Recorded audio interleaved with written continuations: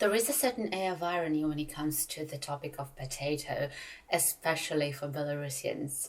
We are considered to be gurus of potato growing, when in fact it is more complicated than that. First of all, I would like to begin with some sowing, growing, and harvesting traditions that we have in my region, which can also be applied to people from any other region of Belarus. If you think that we plant lots of varieties of potato, it is not totally right. We are super conservative. Every family has their own favorite potato variety that we've been planting for years without any will to change it. That's the variety my godmother plants every year. As usual, she doesn't know the name of it, and the funny thing is that the majority of people don't know the names of varieties they plant because we deal with inheritance here. And my family plants the same variety my uncle plants because they kindly shared it with us a long time ago. Back in the days, many people in the area would plant up to 50 acres of potato fields. It was a massively widespread thing to do. We did so too. Gathering together with family and close relatives, it was everyone's sort of ritual. With time, everyone substantially reduced the amount of potato as well as the acres of cultivated land. It was daunting to keep it.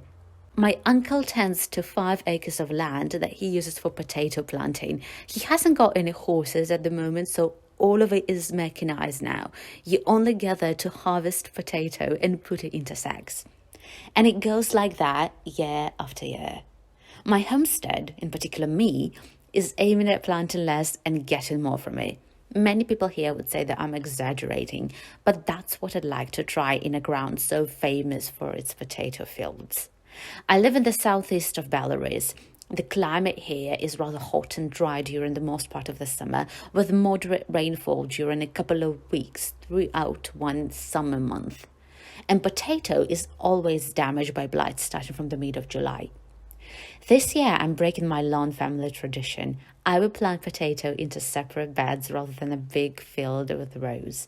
I will use lots of mulch to keep the moisture and help it overcome dry periods and heat waves. I will leave it for germination before planting it into the soil in the first half of May. And I will buy new varieties. Since we struggle with blight, I got inspired by a variety you might have heard, especially if you live in the European Union. That is the variety that we don't have in Belarus at all. There is only one farm that propagates and sells this variety, but it is situated in Russia. I can buy it in the city of Moscow. Before I show you what I got in Moscow, I would like to speak more about this variety. The origin of it starts in the 1950s in Hungary. There was a program initiated to select a potato variety for the former USSR that would be resistant to different potato diseases, would store well, and be rather stable in variable climatic zones of the Soviet Union. The program was led by a Hungarian selectioner, István Sarvari, if I pronounce it correctly.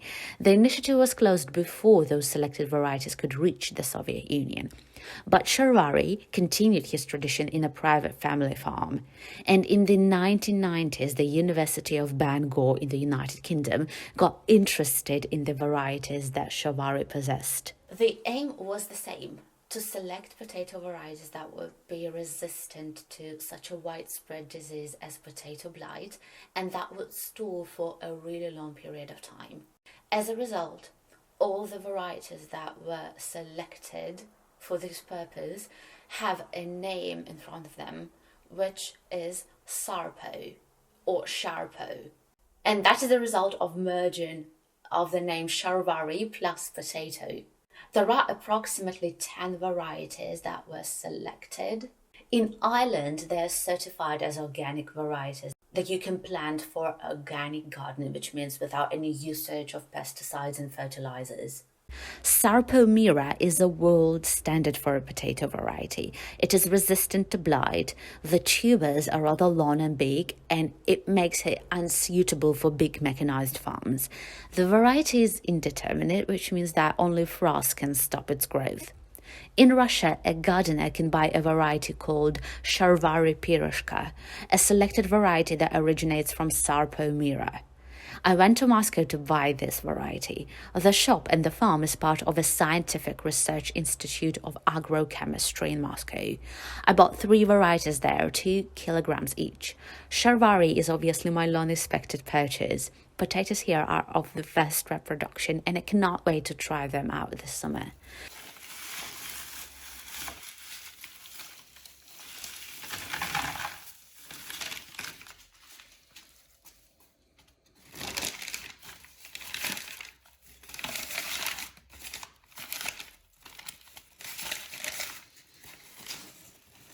Right now, I keep them in a dark, dry, and cold place. By the way, some of them have already started their germination, which means that I keep them in a rather warmer place than I have to. So I need to lower the temperature at the moment because that is the mid of February. As soon as the sprouts appear and start growing, I will initiate my experiment that is aimed at changing and setting new productive traditions for my family. So wish me luck.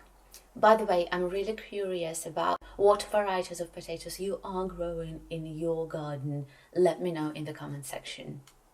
Grafting period will arrive soon. That's how I prepared grafts for new season. My experiments always pay off. That's how I grew a giant pumpkin. Here is the method of how I grow big watermelons in Belarus, and what I'm going to plant for season 2023. See you soon. Take care.